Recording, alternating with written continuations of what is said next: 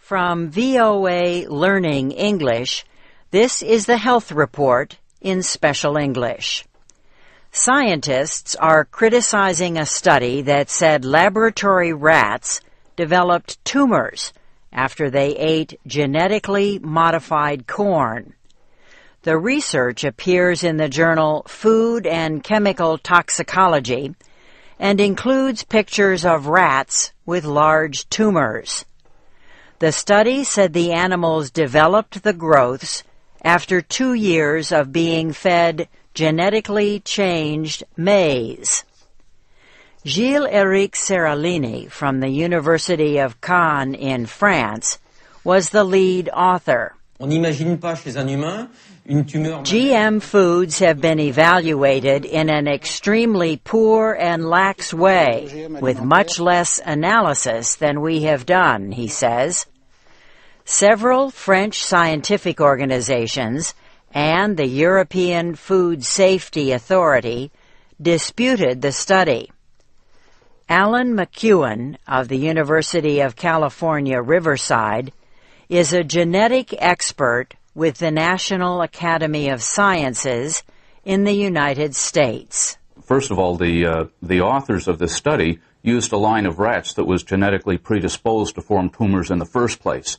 So right off the bat, the whole study was suspect. At the University of California, Davis, toxicologist Alison van Enenum suggested that the study was an attempt to scare the public. I think it was a cynical ploy to exploit the scientific process to really create fear in the minds of consumers.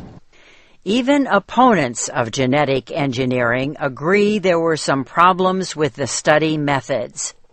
Michael Hansen with the group Consumers Union says there should be more long-term studies and more rules for genetically modified foods. There should be required safety assessments before these crops are put on the market. That is not what happens in the United States.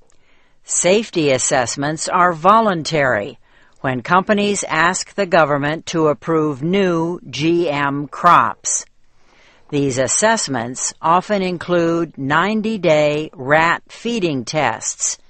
This is the international standard, and Alison van Enenum says longer studies have not found major problems.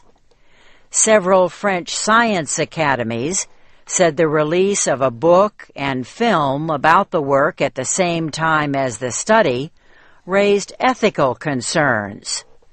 The French Food Safety Agency called for more publicly funded research that would last the lifetime of the experimental animals.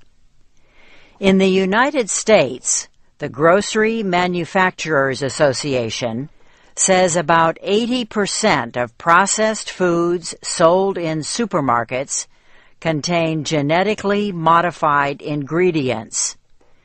Voters in California will vote Tuesday on a ballot measure to require special notices on all foods made with genetically modified organisms. A new study links genetically engineered corn to tumors and organ damage. Supporters of the ballot question have used the disputed new study to push their campaign for required GMO labeling in California.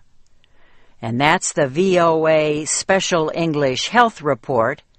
I'm Karen Leggett.